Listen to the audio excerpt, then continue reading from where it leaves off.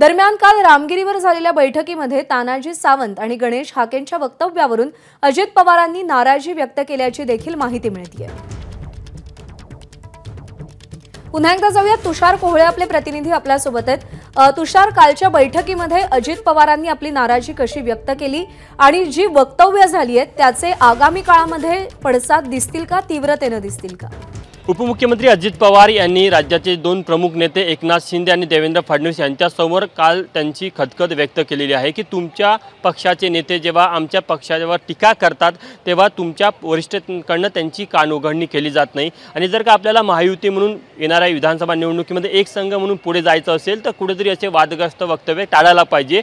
आणि मग या संपूर्ण प्रकरणामध्ये तानाजी सावंत असेल किंवा गणेश हाके असेल यांचं उदाहरण देऊन अजित पवारांनी आपली नाराजी व्यक्त केली। त्यावर मुख्यमंत्री आणि उपमुख्यमंत्री देवेंद्र फडणवीस यांनी देखील या संपूर्ण गोष्टीला गांभीर्याने घेतला आणि आम्ही आमच्या पक्षातल्या आता नेत्यांसाठी एक निकष ठरवून देणार आहे, एक गाईडलाईन ठरवून देणार आहे की यानंतर अशा प्रकारे वक्तव्य होणार नाही आणि जर का कोणी वक्तव्य केले तर त्यांच्यावर कठोर कारवाई केली जाईल। एक प्रकारे या दोन्ही नेत्यांनी अजित पवारांची माफी मागितली किंवा दिलगिरी व्यक्त केली की ज्या नेत्यांकडून हे वक्तव्य झाले ते मान्य करणारे नाही, आम्ही त्यांचं समर्थन करत नाही, पण यापुढे असे वक्तव्य होणार नाही याची आम्ही काळजी घेऊ आणि महायुतीच्या कोणत्याच पक्षाच्या किंवा कोणत्याच नेत्यांवर टीका होणार नाही याच्यासाठी देखील एक सामान्य गाईडलाईन्स तयार करण्यात येणार आहे।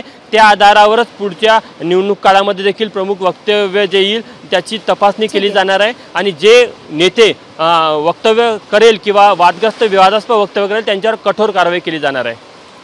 आगामी काळामध्ये महायुतीमध्ये तेढ निर्माण होऊ नये म्हणून अशा प्रकारची वक्तव्य टाळण्यावरती तीनही पक्षातील प्रमुख नेत्यांचा भर असेल अशी माहिती मिळतेय। तुषार, धन्यवाद दिलेल्या माहितीसाठी। एबीपी माझा, उघडा डोळे बघा नीट।